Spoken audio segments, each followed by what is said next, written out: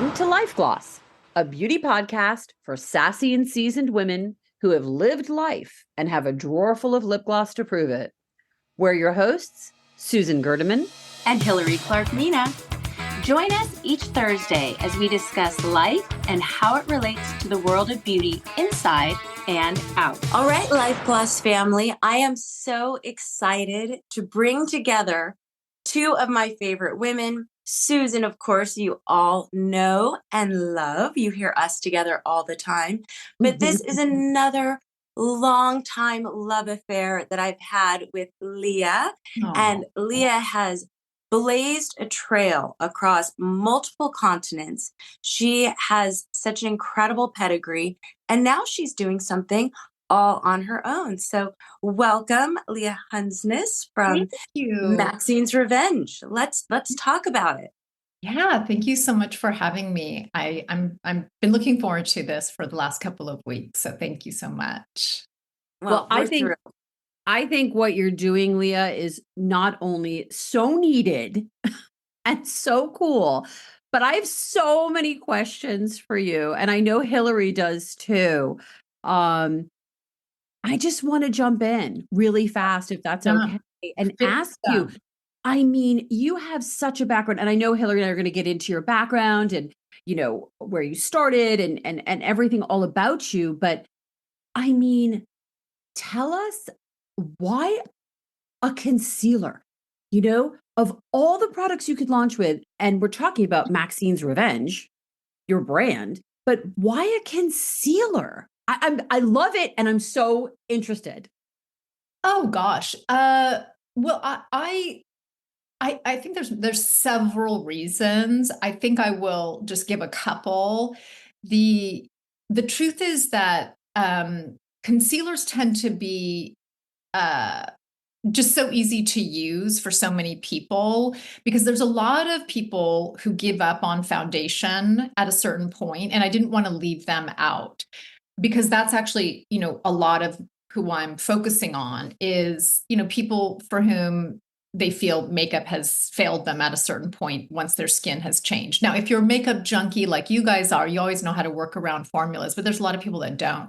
Yeah. So I find concealers more forgiving, actually. And I like the fact that you can keep them in your bag with you. You can just use them where you need to. It's more affordable. Also, concealers tend to have because they're smaller fills, they're a better price point than a bottle of, you know, foundation at, you know, starting at $45 these days, it seems like. And so the fact that we have so many different shades on our face, we don't have one color. We've learned over the years to use more than one shade. And again, that makes it more affordable too. Not everyone's going to. Some people are still old school. They just want to use concealer to brighten under their eyes. That's the way they learned it, and that's all they want. Right. But there's a lot of other women who know about bronzing, I'll say. So they don't quite go the route of contouring, which is a lot more artistry, but they understand how to use a bronzer in certain places that would give them a bit more depth. So maybe they'll get one of those, and then they'll get, you know, their skin tone concealer, and then they're done. And then others will add on a highlighter for the extra. So in summary, price point and just adaptability of a concealer, more so than, let's say, a foundation. Yeah. Yeah. And that's something I noticed that in reading up on Maxine's Revenge, and I went on the website and really took a deep dive at what you're doing and what really sets it apart. And I love how, you know, you really have that one area that talks about the pricing and the transparency. I mean, who does that? I absolutely love that. I think that was so powerful. You know? Thank you so much for looking at that, because it's not something that the consumer is yet aware of. Right. And I want that to be something that she does learn, because the pricing is a little bit wacky in concealer. If you know, as you guys have seen, foundations, they're more or less, they're all 30 ml or 1 ounce. I mean, 99%. That's not the same in concealer. So you can have your Kosas at 5 ml, and then you have your Dior at 11 ml. And so it's not as regulated from the quantity, you know, the fill is what we call it for those of you that are listening that don't understand that term. It's just how much product is inside the tube. And so what happens with that is if you only look at the price, this is 32 or 30 or this is 42, you're only comparing those absolute numbers instead of realizing what's really a good deal is the Dior. Because when you see how many milliliters you're getting, it turns out to be $3.64 a milliliter. Meanwhile, something like Kosas, which is $30 for 5 ml, that's $6 an ml. So we walk around thinking Kosas is such a good deal, not realizing, you're going to have to buy 2 or 3 of them just to keep up with Dior. And also, I think people don't realize that how far milliliters go. So it's hard for them to understand, well, I don't really even know the difference between 11 ml and 5 ml. So that's another piece I have to educate on. I tend to use lip gloss tubes as an example, because most of us have had lip gloss tubes since we were in high school, and those tend to be about 5 ml, so I can let them know, how long that lasts is about 5 or 6 ml. It's not entirely clicking, I think, for a lot of people, and that's okay. It's just for those that are wanting to make sure that they're comparing apples to apples. I'm just fully open kimono about where I am on the price map. Right. Well, and I also love that you tell on your unit carton, you tell them what the percentage is of skincare, of coverage. Like you really break down, because they're getting a lot of skincare in this too, and hydration. Yeah. So that I'm glad you noticed that. I'm not surprised that you guys are picking up, because you're from the industry. So for somebody outside, they don't realize how game changing this is, not to toot my own horn at all, but you guys are picking up on things that it's just not done in the beauty industry. You don't give percentages for your formula. You will list, I have vitamin E, I have squalane, I have vitamin C, but you won't mention that you have the most minute levels that have absolutely no clinical bearing on your skin. You're almost like taking a vial of vitamin C and passing it by the vat that's making your formula, and like, it counts, I have it in there, so I'm going to talk about it, instead of just being more upfront to say how much you are using, so people can get a better, more authentic gauge of what it is. So yeah, I did use, well, first of all, my goal was great makeup. I was not trying to be a merged skincare makeup company. I'm personally not interested in that. For me personally, I want a sunscreen to be a sunscreen, I want makeup to be makeup, and I want skincare to be skincare. However, I happen to like the way glycerin feels on the skin, and I wanted something that works well with my coated pigments, something that plays really well with our skin, our textured skin. And so it turns out that these hydrating and smoothing skincare ingredients are just a great base for the pigments. So that's how.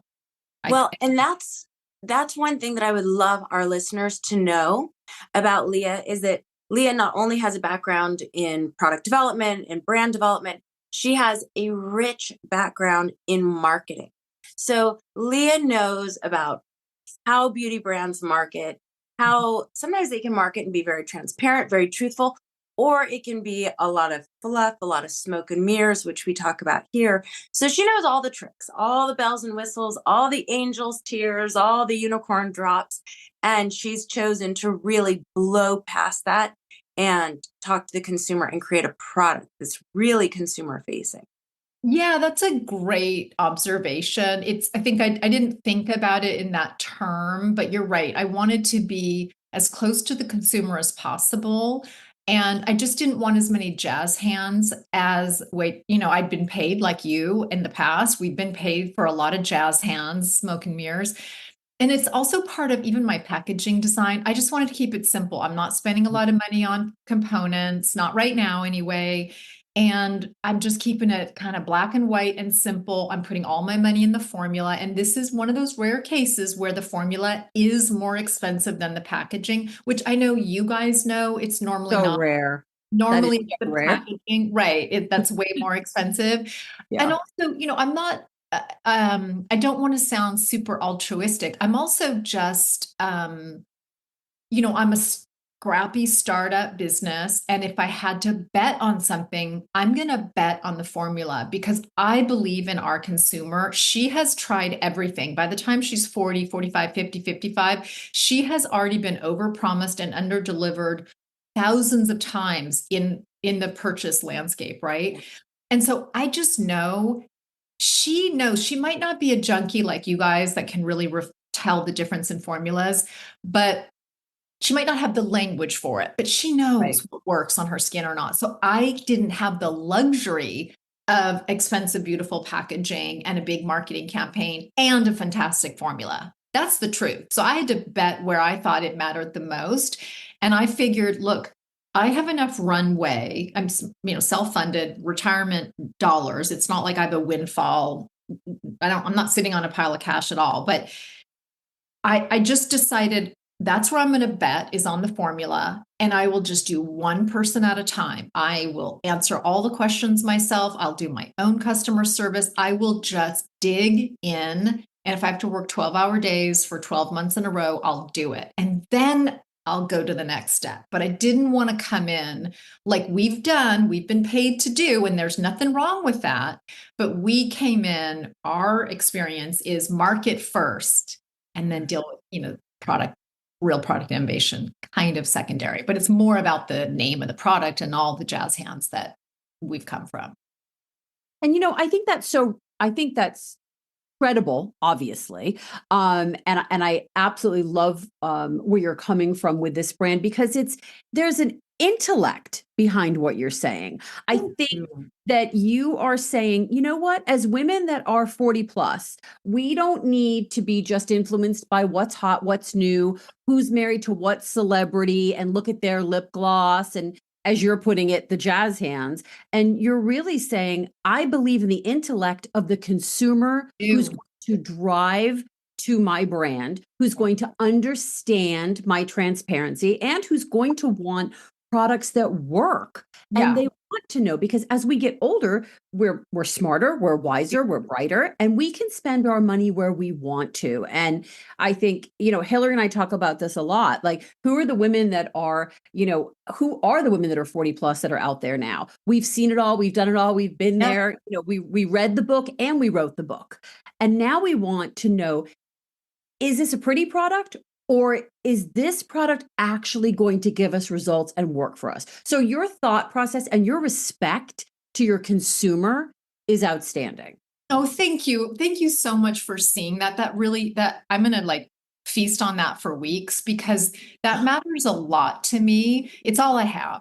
It's really all I've got. I don't have much more than the relationship with my consumers. And like I said, when I made my lab crazy, we were respectful, of course, but really nearly 30 submissions.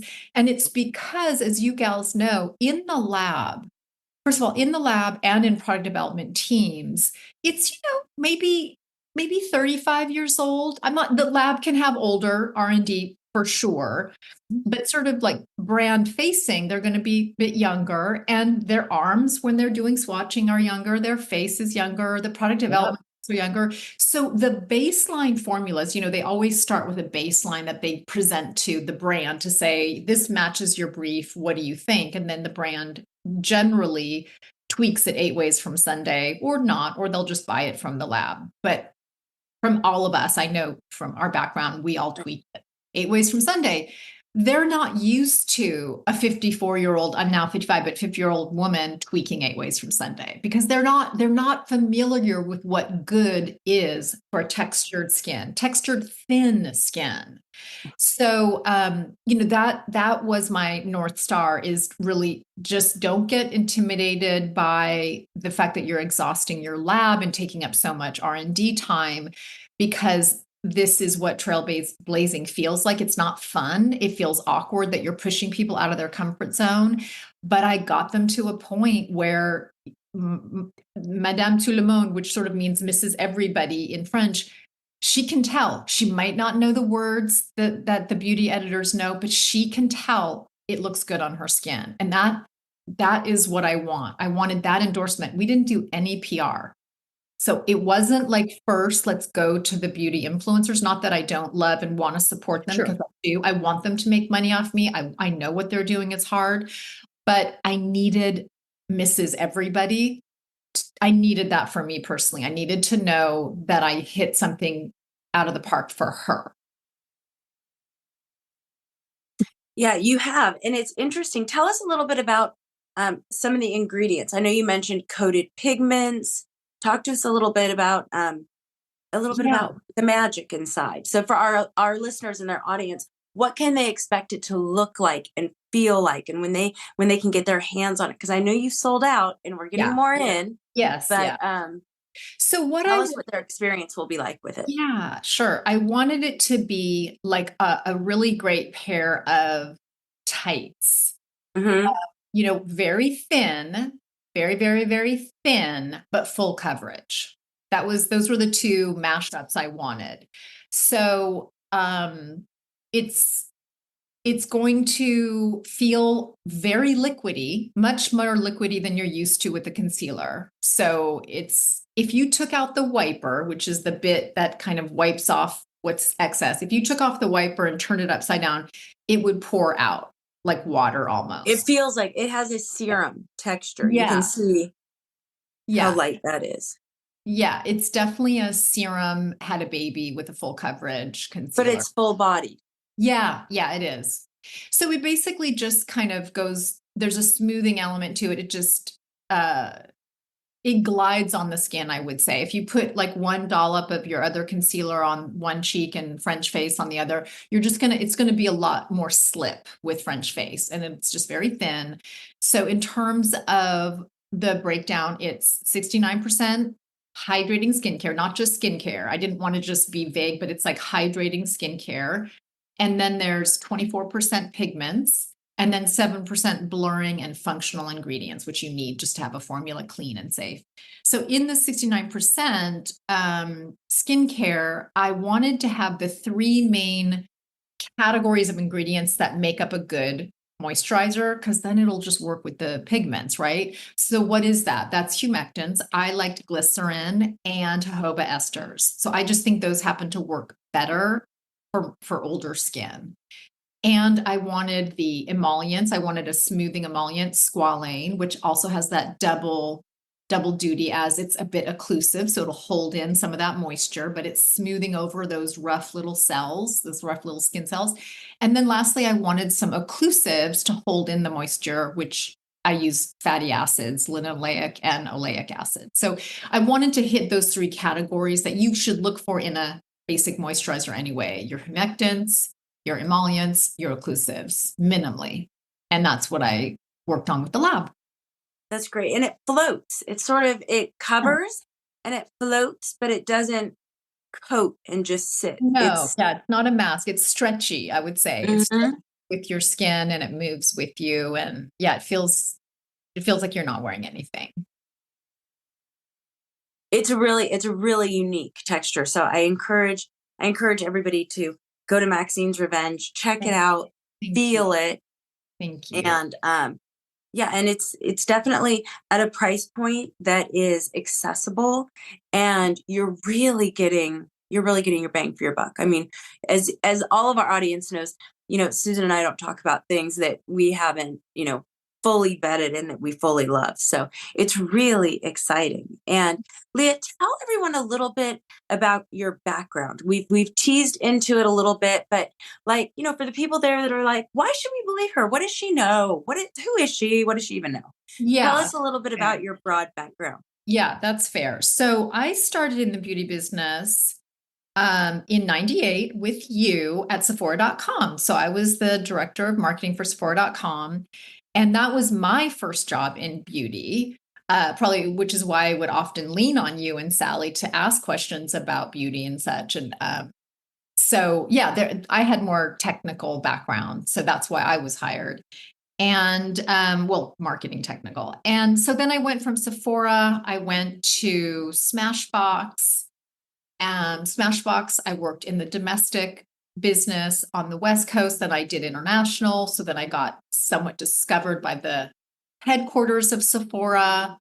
So then they recruited me away and I moved to Paris and I helped build what they now call, or they did at the time call, exclusive brands. Essentially was brands coming from other parts of the world. Sephora Europe at the time had the big brands, the Lauders, and the L'Oreals and the big ones. And then they had a little private label business and they'd just gotten rid of all their mass market. So they were just looking at ways to be more competitive. Because if you guys have been to Europe, you know that every corner has a pharmacy with tons of product in there. So it's not about location so much anymore in Europe. It's more about what do you offer. So the idea was to have these brands like Smashbox and Urban Decay and Bare Minerals and Strivectin and Peter Thomas Roth and et cetera, that they hadn't heard of. The press would go crazy for it and bring the footfall into the stores, because otherwise everyone had Dior, everyone had Chanel, everyone had the same stuff every place you go.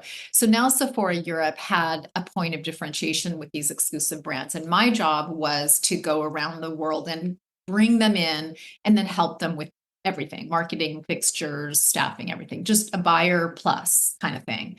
So I did that for a number of years. And then I wanted to came home, worked for Too Faced, which was really fun and crazy. And then I got pulled back to Sephora, this time in Singapore, to be their SVP of merchandising and marketing, which is, more of the same that I was doing in Paris, just growing out that region a little bit, which, we were in Malaysia, but we opened India, we were looking into Australia, but which we eventually opened, and Thailand, everywhere in between. And then I came back home and I went back to Too Faced and was part of the team that helped, get everything ready and just help support during a time when they were ready to sell. And Lauder became the purchaser. So that was a fun experience. And then after the first year of integration with Lauder, then I left and I went back to Paris.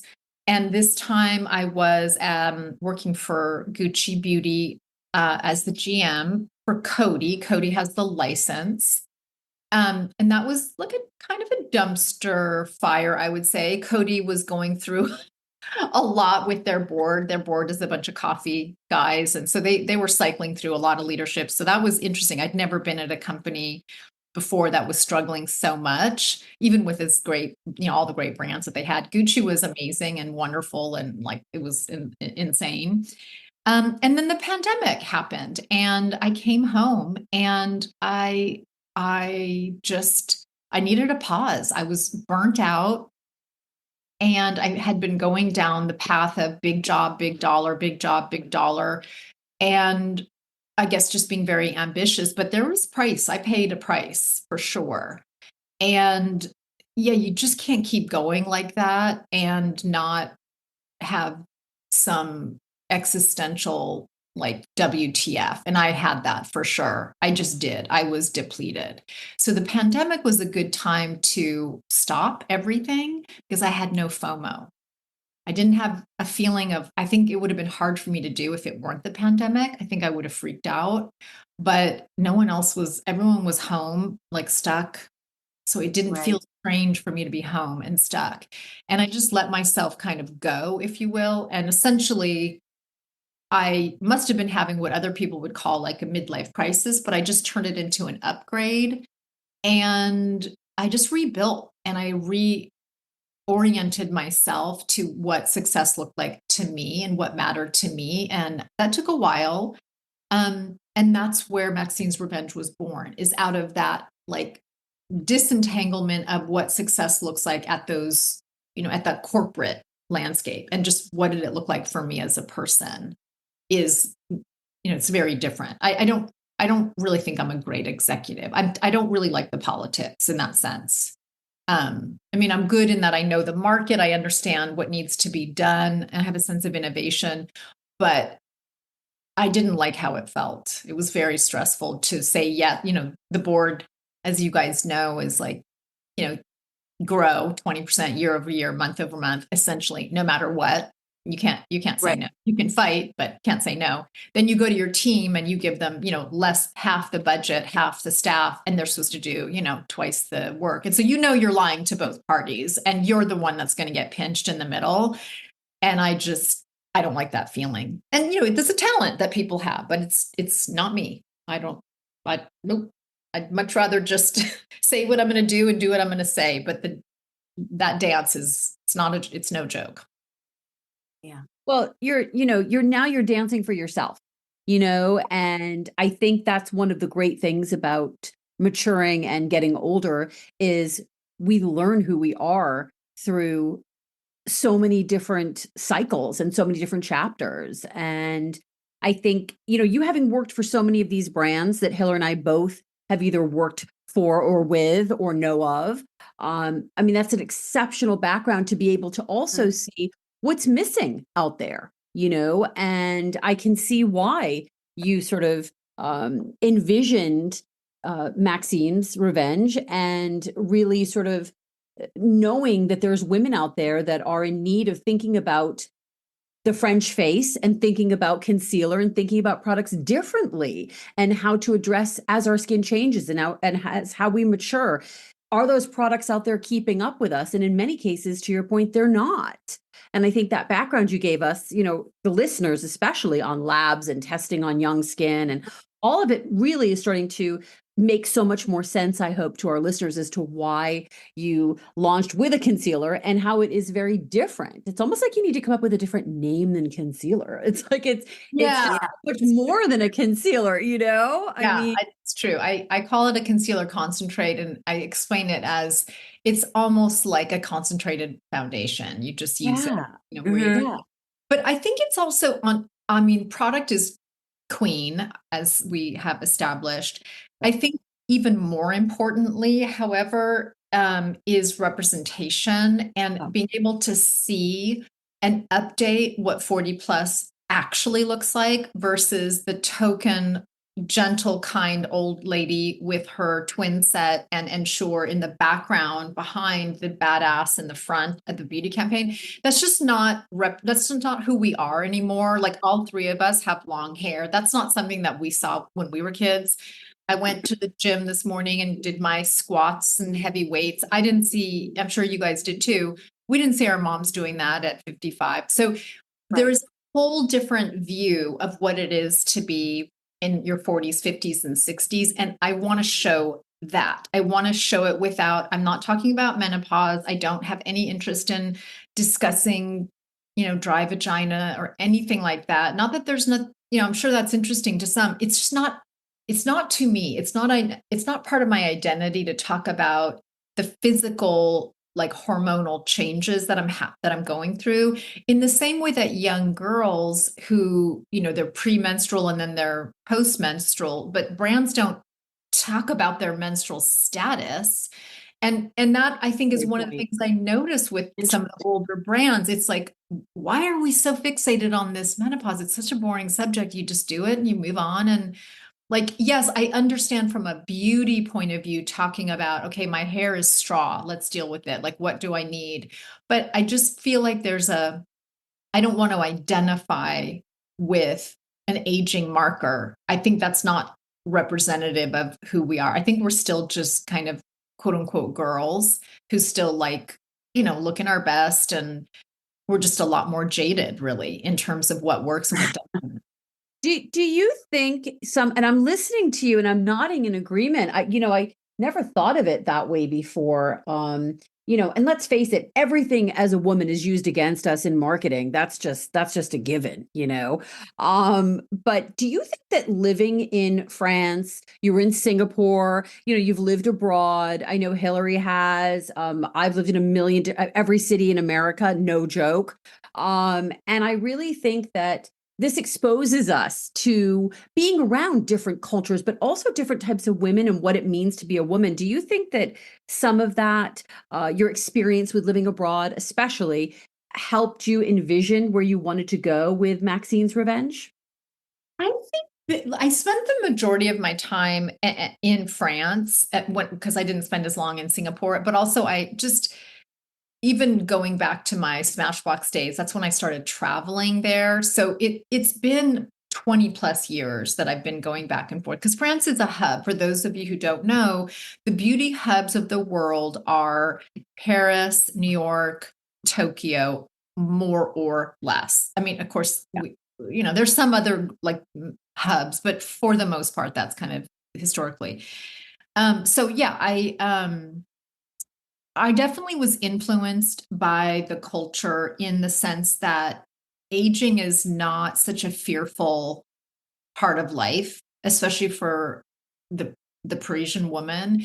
So she is still extremely sexy and seen as such in her 50s and beyond. It's just the desirability of the woman there is much less about looking young and much more about her power and her just I want to say her sex appeal, but that doesn't really explain it. I think it's more her self-possession. Yeah, her je ne sais quoi. Exactly. Yeah. That's why you can't. That's why they say that, which means I don't know what it is. Right. But well, it's her confidence, and the she's in her skin. Yeah, she's in her skin. That's exactly right. She doesn't feel self-conscious about herself. She's still wearing heels. She's still walking into the room with her head held high. She just, I think there's just a reverence for a woman who's got her power. And keep in mind that in Paris and all of France, but I speak specifically about Paris because I lived there, childcare is not hard. There are creche, which are nurseries everywhere, and it's affordable. So what does that mean? Women don't have to give up their career, and they don't. Not only do they not have to, but they don't, and they don't want to, because I think here in America there is somewhat of a divide about being a stay-at-home mom or being a working mom, and a working mom is not, it's kind of like not a good mom. And then the stay-at-home mom is like, that's the Uber mom. I'm oversimplifying it, and I'm not a mom. So I'm really stretching here out of my wheelhouse. But that divide doesn't exist there. And anyway, there's far fewer stay-at-home moms. It's just not so much a thing. And it's because they can have good health, care for their children, and they do have lots of time off and such. So what does that mean? That means that women there ease into their 40s, 50s, and 60s without as much of an identity crisis. Whereas I think a lot of moms here that are forced to pick a lane when the kids no longer need them as much and or they're out of the house, I do think it becomes an oh shit moment. And that would make anybody feel a sense of who am I? And there could be some insecurity there. And that could translate into just how they envision, like, are they beautiful anymore? And should I double down on all the things that I need to do to be beautiful again? It's not, they don't lean on beauty as much in Paris in terms of skin depth, skin deep beauty. Right. They lean on the beauty of a life that's beautiful, having friends, having vacation, enjoying a beautiful flower. Like they don't feel as much of a desperation as they're getting older that I think we do here. And I only give one example of that in terms of just the way women don't have to give up as much of their independent identity there. There's many other factors going on. I'm stumbling through it. And I don't mean to offend, because I'm just doing my best at taking a stab at why the French women just don't have the same demand or need. Like you better be beautiful if you don't have your power. They don't have that crossroads because they kind of never gave up their power. Right. That's such an interesting way to look at it. It is. And Susan and I talk about this a lot. Susan spent a lot of time in Europe. I spent a lot of time in Europe. And that's one of the things that is so refreshing about Europe is you see women with lines and with wrinkles, and they're celebrated, and it makes them so captivating. It's like, I remember being at dinners with all of these different women, and some in Switzerland, some in London, some in Paris, and just seeing the way that their faces moved in their individual lines, and it gives them a texture to life that is, it's more interesting, and they're just really comfortable with it. Yeah.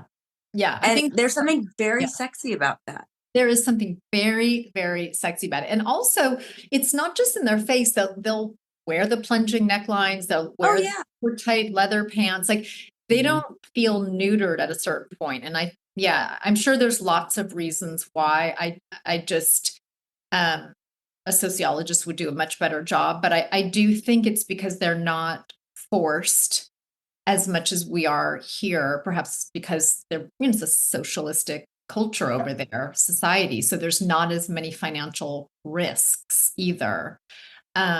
So there's just, it's hard to, I think you just kind of go with the masses there, and the masses generally have a, balanced work-life balance. That's just the way the whole thing is built. Whereas ours is like high highs and low lows, high highs and low lows. And it can be very scary, and women historically lean on their beauty in times of financial distress. And because we have these high highs and low lows in our economy, women are going to do what they have to do to make sure they can be financially secure. And that's our currency in many ways here in America.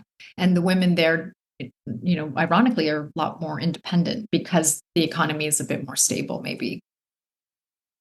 Right. And they don't economize on looks. There isn't as much value placed on looks. It's very interesting where that whole dive can do. And I'd be really interested to see, because I do notice that men respond to women differently in Europe, whereas here, after a certain age, men don't see or look at women as much. Again, this is a gross generalization, but in Europe, they do. So I feel like that's a lot of our entertainment. It's a lot of our films. It's a lot of porn. It's a lot of all of that. Yeah, you're right. That's a very good point. It's in our popular culture. I think we don't have a sexy interpretation of women at a certain age. And in Europe, they do. And like it's, young men like older women there. There's, leaders of the country that their wives are older and in France. And there was a famous newscaster, and she had a young boyfriend. So they're famous people, if you will.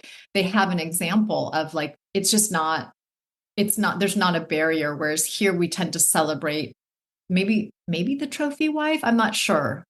Yeah. Depends on where you are in the country. Yeah. It depends. Yeah. I was going to say, I think there's a big difference too. I know I've lived on the West Coast for many, many years, but I'm on the East Coast, and and I'm also a born and raised East Coaster. So I think there are differences between the coasts. And, we definitely have all experienced it on this call. We've all seen it. I'm sure our listeners too. So, I think it's so interesting. People and women especially, or people in general, sometimes think of beauty as something so surface.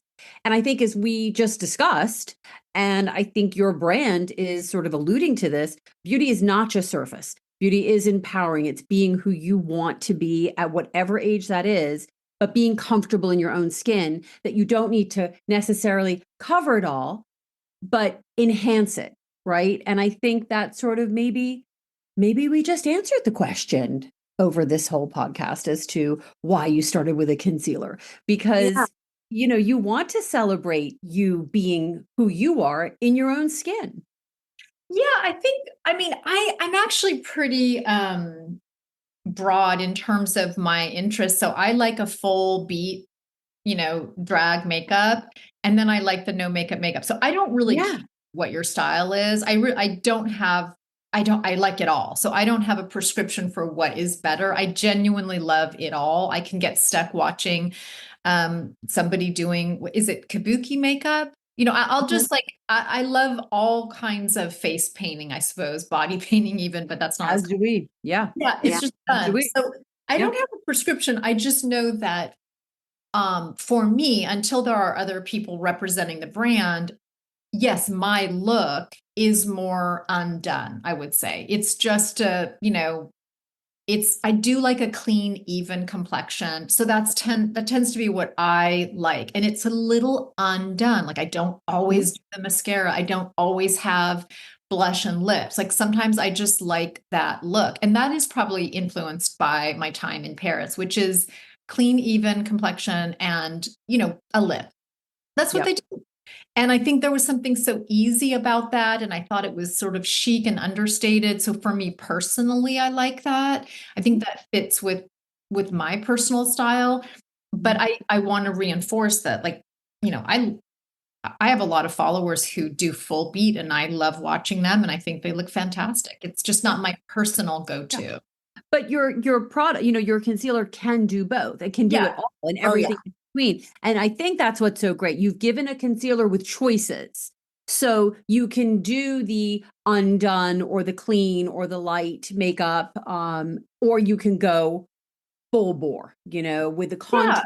I love some of the tips on your website where you talk about the bronze tour and bronze tour. I love that. I think there's so many women. I mean, Hillary and I know as makeup artists, especially, yeah, you can use 2 or 3 or even 4 concealers on the face. But to the average woman out there, she thinks concealer, 1 under the eye. And no, you've really opened up this whole conversation, almost the secrets that we've all had as artists. Well, you guys have known this. Yeah, you guys, that is very interesting what you're saying. And it's true. Because I've been around people like you, I learned from you. That's who I learned my beauty from. So I saw in photo shoots and other venues that you guys didn't use one foundation, one concealer, one powder. I saw, oh my God, it's like being a chef. And it's just more nuanced and there's layers. And I learned also something that's right in front of all of us every day, but the beauty industry hasn't done a great job of this. I learned that we actually have different colors of skin on our own face. But I think the beauty industry has given us the impression that there's one perfect foundation for you, so we're going to give you 50 choices, figure out your undertone, your depth, what your finish is. That's just a lot. That's a lot. It's too much. It's just too much. The truth is, if we all could have, just the affordability of a few different shades then that's all we need. We don't need just one perfect holy grail shade. And then if I don't find it, it's wrong. It's just not true. And if you're around makeup artists, you see that. I agree. And it's just so fun. It's so user-friendly and it's so flexible. And for all of our listeners, if you feel like you haven't gotten enough of Leah, I want to tell you guys that she does something really cool every morning. I think almost every morning. Leah is on TikTok and she hangs out and gets ready. And she has this incredible group of women that they all just kind of have their coffee, do whatever they're doing during their day and chit chat about every single thing from life. And one of the things that really inspired me is when I was first catching back up with Leah, she was talking about not having a midlife crisis, having a midlife upgrade, and how consciously turning that around, especially post-pandemic and just with whatever we have going on in our lives, it's taking anything and making it so positive and so supportive. So you can find her on TikTok. She's there in the mornings, and I don't want to commit you to any certain schedule, but I know that if I go early, I can usually find you. Yeah, no, thank you. I do. I go Monday, Wednesday, Friday. I was going every day for a while, but I go Monday, Wednesday, Friday. I'm starting a little bit later now, just prior to getting restocked. I'm giving myself more time for product development and such in the morning, but either 8 in the morning or 10 at the latest. And we just hang out, and it's a really nice group. And we're building a Facebook community as well, because there's a group of us that met and then became friends. And then we jumped on Marco Polo, and then we jumped on a,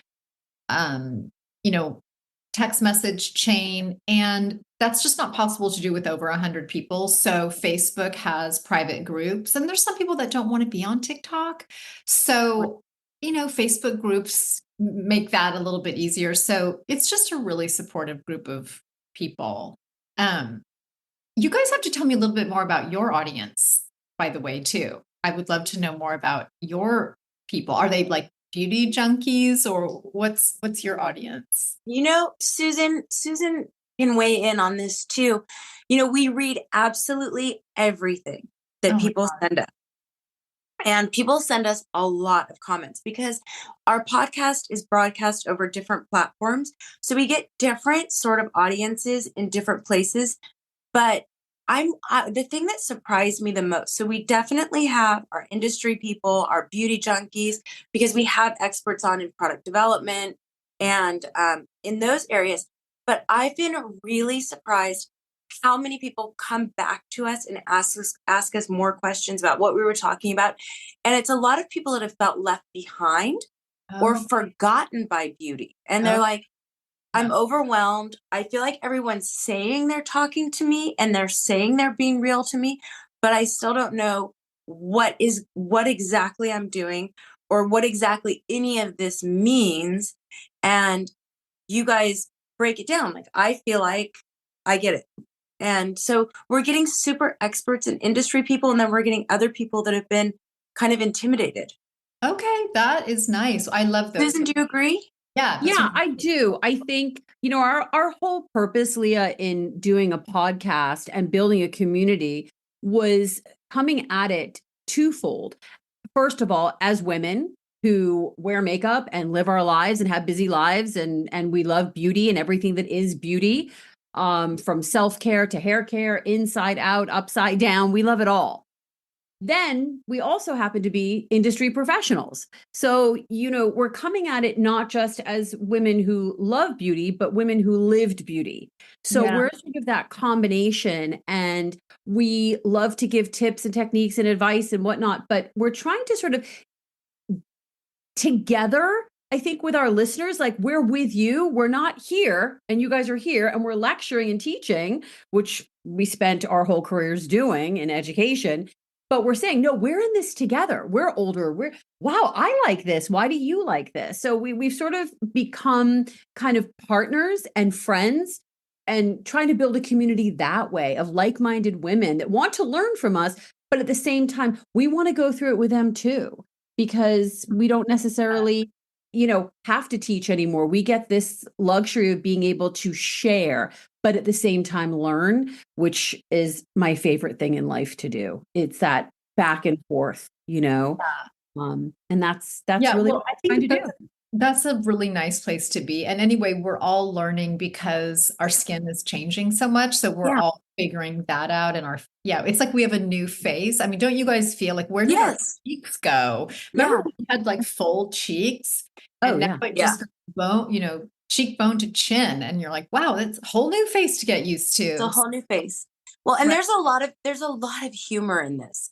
And this whole thing actually started because Susan and I, being on different coasts now, over the years, we would have catch-up sessions. And it just so happened that years and years ago, I was sitting in the Beverly Hills Hotel waiting to go upstairs to do hair and makeup for a client. And Susan and I were catching up. And anybody that's familiar with the Beverly Hills Hotel, their lobby's huge. So it's not like you can just sit and overhear someone's conversation. And Susan and I were on the phone, and I was like, yes, of course, this client takes forever. She's always 45 minutes late, but I always have to be here. And, blah, blah, blah. Obviously, because then she'd be on time if I showed up on her time, So we were just chit-chatting, and there was this woman that heard us talking, and she kind of like, went from one satay to another vignette, sort of inched her way closer to us. And at one point, she just looked at me. She's like, how do I get on these girlfriend calls? And Susan and I have always been saying, we need to be talking to people. We actually pitched a show in the early aughts. We did. We have such a background. And so again, we were catching up and we were just laughing, and we were like, and then her daughter said it. She's like, Mom, people like need to hear what you guys talk about because it's amazing and it's funny and it's real. So we just decided to do it. Yeah. And it was that simple. I basically on a call to Hillary, what was it, almost a year ago now, Hill? I said, we should just do a freaking podcast. And saying that was sort of like, we didn't know how to do one. We didn't know how to do a podcast. How did you figure out all the technical stuff? Oh, well, have we? We're getting there. I just, we started by talking to, I had a girlfriend that I met actually at a charity event. I sat at this dinner table and with this group of women that were of all the people in the event, they were the only group of women that like support and network with each other within their one group.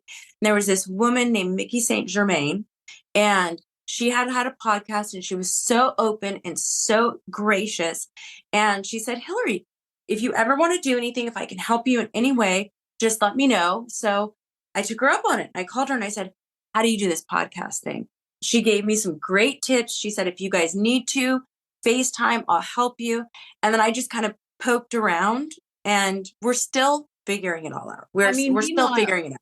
Yeah. And meanwhile, I'm like Googling like how to podcast. Like I am such a Luddite, and I'm the first one to say it.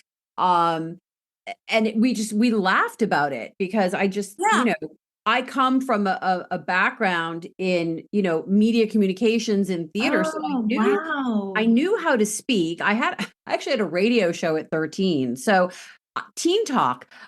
So I actually knew both how to speak incredibly well. You're both fantastic presenters. And you know what? All of my teachers in Emerson College would really say, yes, thank you. That's so nice. And and you're making my parents very proud.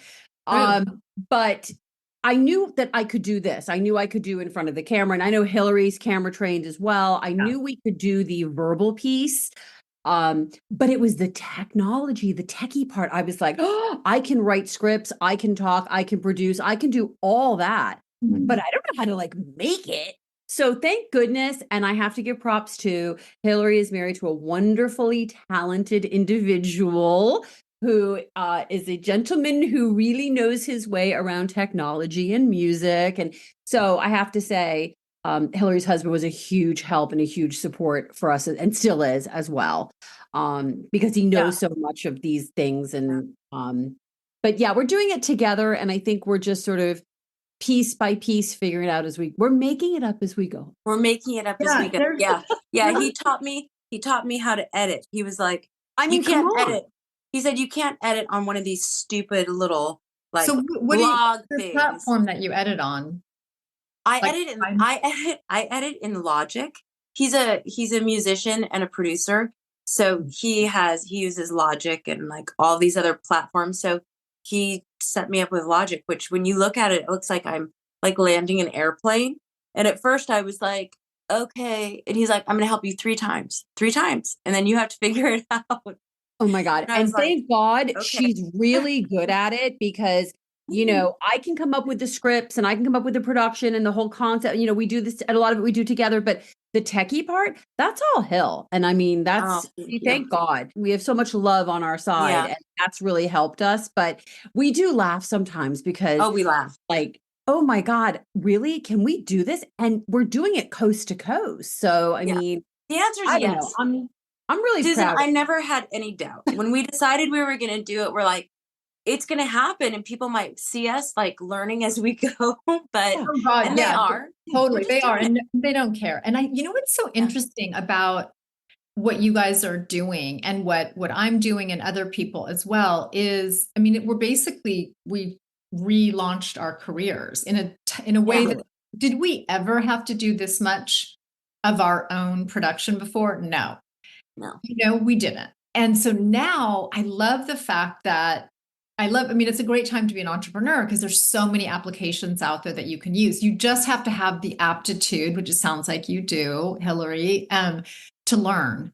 And you just need to have that ability to figure it out. And so much of it is poorly defined anyway. So it's not even you who's making the mistake half the time. So we know if you fail to plan, then you plan to fail. And even if you go into it planning that we don't know exactly what we're doing, but we're going to figure it out. And we set very generous timeframes for ourselves. We said, we're not going to, you know, put pressure on ourselves to monetize season 1. Like my husband's a musician. He's also an actuary. So like Susan's husband, he's kind of like, so what are you guys doing here?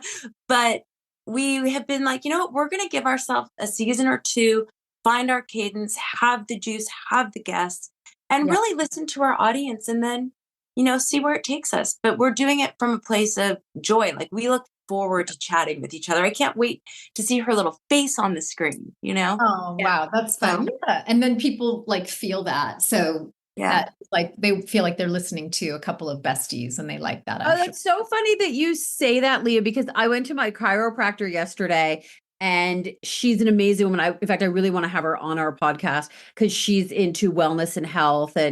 Um, and we were talking and she said, God, Susan, I'm loving your podcast. And she doesn't wear any makeup, and she's just a really holistic person. And she said, I'm learning so much, but you know what I like the best about your podcast? And I didn't even tell Hillary this yet. She said, it's like I feel like I'm eavesdropping on two friends just having the best conversation and laughing and enjoying life. And I said, you get life. That's why we named it Life Gloss. Mm-hmm. That's why. Oh, yes. Okay. That makes sense. Yeah.